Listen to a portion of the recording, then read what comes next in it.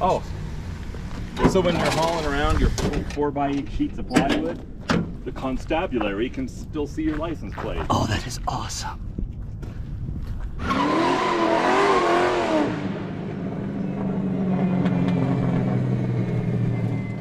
Awesome. I painted this thing with rattle cans using flat paint 16 years ago so that it would look like it's been sitting out in a field in New Mexico. So this is fake patina, man. So you got the real deal. I mean, you got the look that you were going for. Yeah, totally. And it's just aged. Like, honestly, I did it just to see how the car would look and the colors that it should have been. What year is this? I liked it so much, I just left it. 67. And why is there...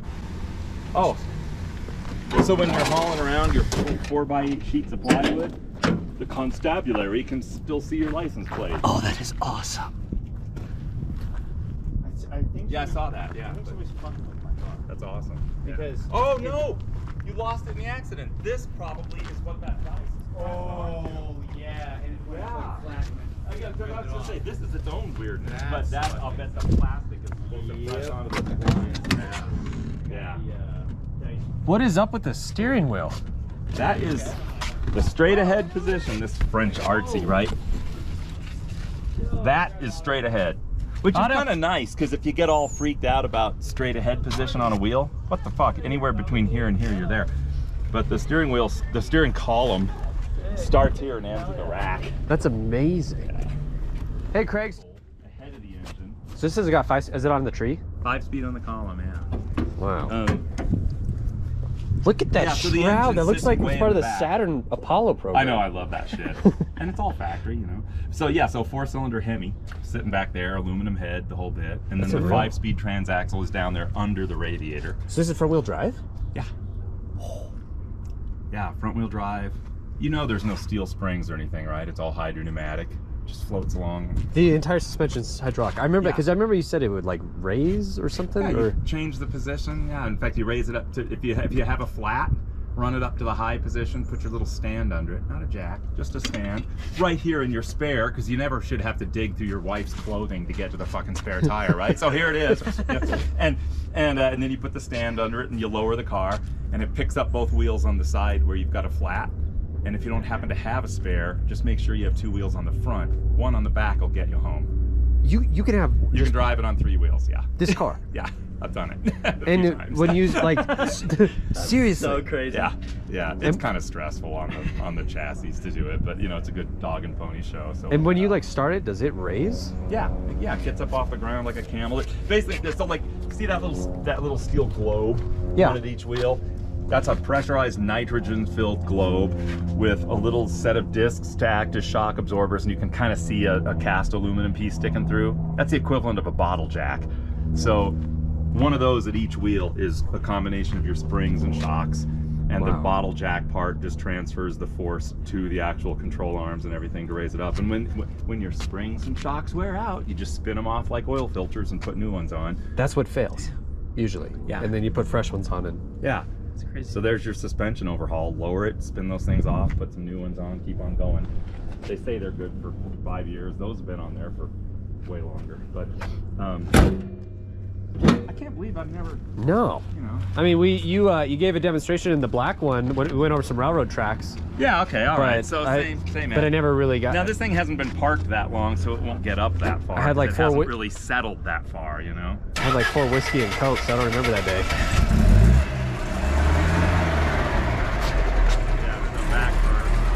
Just because there's no weight back there, and then the front will follow. I've actually off-roaded these at dead horse points, because you can actually run them up to stupidly high positions. What? So sick. Original lowrider. And you can control the height and Oh yeah, you can set it to different heights, yeah. At the extremes, it's kind of harsh riding or whatever, but there's kind of 3 mid-range positions. And then to depressurize the system so that you can work on it, you lower it all the way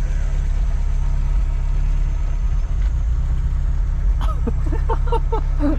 That's fucking crazy, dude.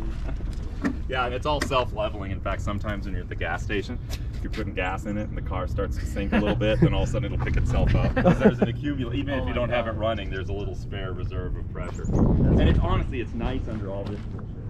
I did the billion years ago because I'm football. I've only seen them probably 5 Yeah, you times see in them, 10 years. But How much was this car new, you think? they were expensive for what they were, but I don't really know what that means. It was probably, they might have been kind of in that Mercedes Cadillac price range, and in this country, the engineering marvels and the economy and they are high-speed cross-country cruisers, but generally in their price range for Americans, you could go get a V8 or a Nazi wagon with wood and shit all over it, and so these were not a big seller over here. Plus, they were weird, so nobody would work on them. So they were kind of overpriced when they were new for what you got, unless you were just that engineer that really grooved on it, in which case, hats off to you. But That dash is amazing. The and clock. that's the boring dash. Seriously? Yeah, that's the boring dash, man. Actually, the one in the shop is even worse. It's the later one, but Is that radio the stereo? Like, no, I found that in a fucking junkyard. That $10, man. But it's a perfect match for the surround, which is original. Yeah. And it looks like it came together, but that's what they called the picnic radio.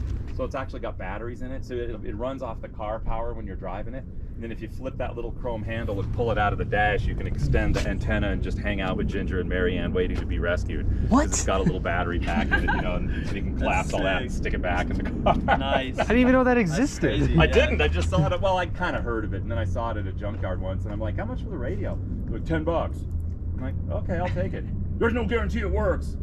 It's okay. That's not one app. It's fine. You know? Yeah, it's all right. I took it understand. apart and accidentally fixed it. You know, I mean, it's not like I knew what I was doing, but I just sort of took it apart and it magically started working. So it's like, okay. There's not many of these around anymore, is there? No, they all rusted it too.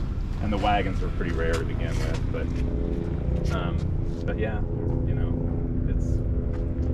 it's a thing. And there were, I mean, you know.